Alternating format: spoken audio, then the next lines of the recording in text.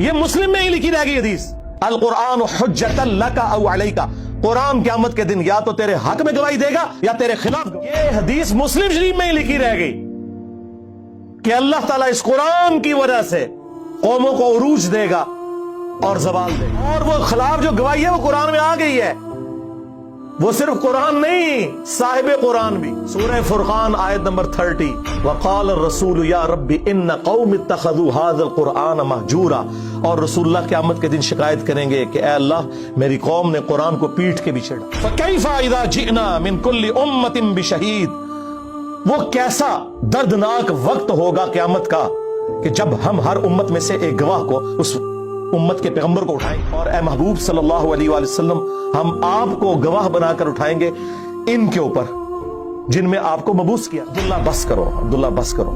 कहते हैं मैंने निगाह उठा के हुजूर की तरफ देखा तो आपकी दोनों आंखों से जारो कतार आंसू जारी थे कि मुझे अपनी उम्मत के खिलाफ कुरान की इस आयत के तहत गवाही देनी पड़ेगी। हुजूर इसलिए रो रहे हैं कि मुझे गवाही देनी पड़ेगी कि मेरी उम्मत ने कुरान को छोड़ दिया, मेरे दीन को पसे कुछ डाल दिया, और उम्मत उम्मीद लगाई बैठी है हुजूर ने शफाअत करनी है। आप देखें कितना फर्क। हाँ, हमें शफाअत रसूल का बताया गया जो बरहक है। आसा अन यबअसक रब्बुका मक़ामम महमूदा, कोई शक नहीं, अल्लाहुम्मा जअलना मिनहुम। लेकिन आप लोगों ने क्या कहा कि कुरान किस लिए नाजिल हुआ है? मुर्दे बख्शवाने के लिए। हमारे महबूब सल्लल्लाहु अलैहि वसल्लम की पूरी जिंदगी सेंटर्ड अराउंड कुरान है।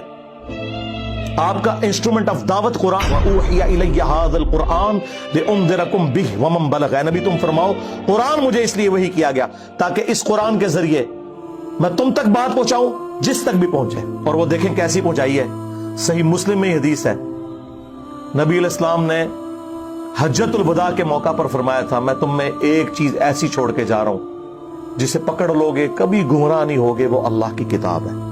अच्छा, हज्जतुल वदा का जो खुतबा मुस्लिम शरीफ में आया ना, उसमें सिर्फ कुरान का जिक्र है, हदीस सुन्नत का जिक्र नहीं है।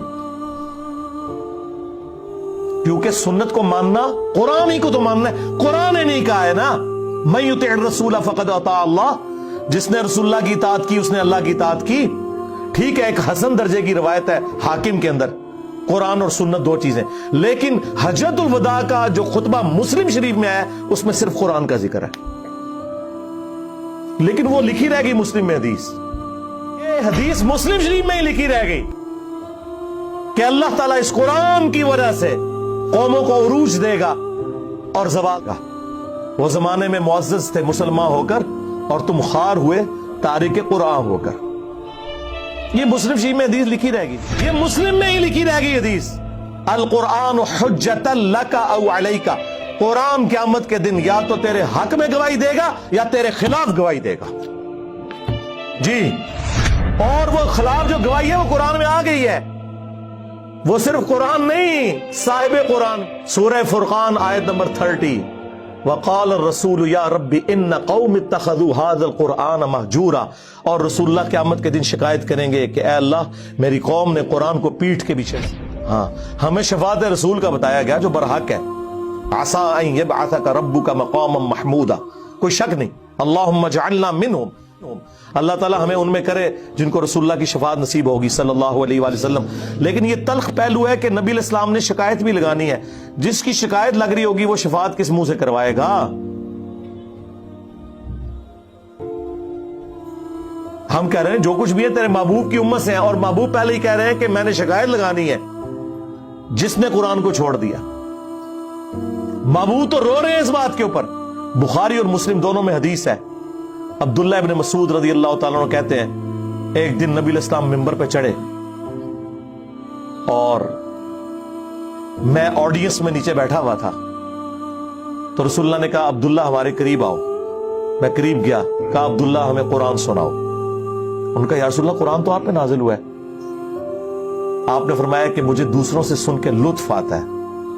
तो अब्दुल्लाह इब्न मसूद कहते हैं कि मैं कुरान हकीम पढ़ना शुरू किया और सूरह निसा की मैंने तिलावत शुरू की। आप शौक देखें कि सूरह निसा शुरू की उन्होंने, 40 आयात पढ़ दी। नबी अलैहिस्सलाम मिंबर पे बैठे हुए हैं और वो नीचे कुरान तिलावत कर रहे हैं और हुजूर उसका लुत्फ उठा रहे हैं। और जब आयत नंबर 41 पे पहुंचे, फकैफा इज़ा जिअना मिन कुल्ली उम्मतिन बिशहीद, وہ کیسا دردناک وقت ہوگا قیامت کا کہ جب ہم ہر امت میں سے ایک گواہ کو اس امت کے پیغمبر کو اٹھائیں گے. کس لیے؟ کہ بتائے کہ اس نے دعوت کا کام کیا تو اس کے اگینسٹ اس کی امت نے کیسا رسپانس کیا. وَجِئْنَا بِكَ عَلَىٰ هَٰؤُلَاءِ شَهِيدًا. اے محبوب صلی اللہ علیہ وآلہ وسلم، ہم آپ کو گواہ بنا کر اٹھائیں گے ان کے اوپر جن میں آپ کو مبعوث کیا گیا. بس یہ آیت سننی تھی. امت تو کہتی ہے جو کچھ بھی ہے محبوب کی امت سے ہے، اور محبوب کیا فرما رہے ہیں؟ عبداللہ بس کرو، عبداللہ بس کرو. کہتے ہیں میں نے نگاہ اٹھا کے حضور کی طرف دیکھا تو آپ کی دونوں آنکھوں سے زارو قطار آنسو جاری تھے کہ مجھے اپنی امت کے خلاف قرآن کی اس آیت کے تحت گواہی دینی پڑے گی. حضور اس لیے رو رہے ہیں کہ مجھے گواہی دینی پڑے گی کہ میری امت نے قرآن کو چھوڑ دیا، میرے دین کو پس پش ڈال دیا، اور امت امید لگائی بیٹھی ہے حضور نے شفاعت کرنی ہے. آپ دیکھیں کتنا فرق ہے.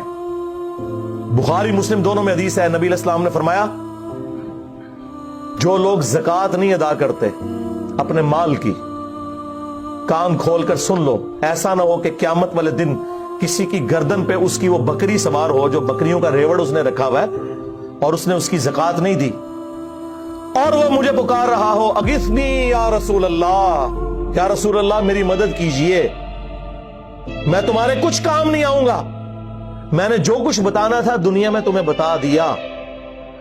آپ حیران ہوں گے، میٹرک میں جب میں پڑھتا تھا 1992 میں، تو بریلویوں کی ایک جماعت تھی انجمن طلباء اسلام ATI. ان کا جو بیج ہوتا تھا نا اس پہ لکھا ہوتا تھا اغثنی یا رسول اللہ. وہ سیدھا بھی ہوتا تھا، گول بھی ہوتا تھا، گرین کلر کا اور گولڈن رنگ کا، اغثنی یا رسول اللہ. کاش اس کے نیچے بخاری اور مسلم کی اس حدیث کا نمبر لکھا ہوتا جس کے اندر یہ جملہ آیا ہے. ہم تو اس کو لیتے تھے یا رسول اللہ ہماری مدد کرے، لیکن یہ جملہ تو نبی علیہ السلام نے امت کے لیے ٹونٹ کے طور پہ بولا ہوا ہے کہ تم تو مدد مانگو گے، میں نے تمہارے کام نہیں آنا. کیوں؟ اس حدیث میں الفاظ ہے میں نے تمہیں دنیا میں بتا دیا تھا، کہیں ایسا نہ ہو کہ کسی کی گردن پہ اس کی گائے سوار ہو جس کی اس نے زکوٰۃ نہیں دی، جب وہ گائے 40 کے عدد کو پہنچے، یعنی عام گائے کی زکوٰۃ نہیں ہے، اور وہ چیخیں مارتا ہوا کہ اغثنی یا رسول اللہ، یا رسول اللہ میری مدد کرے، میں نے تمہیں دنیا میں اللہ کا پیغام پہنچا دیا تھا، میں تمہارے کچھ کام نہیں آؤں گا.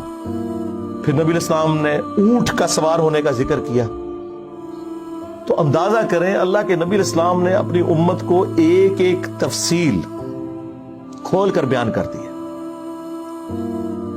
کوئی قسم نہیں چھوڑی، کھول کھول کر باتیں بیان کر دی ہیں، کسی کو وہم بھی باقی نہ رہے. پھر بھی امت کو خیال نہ آئے تو الگ بات.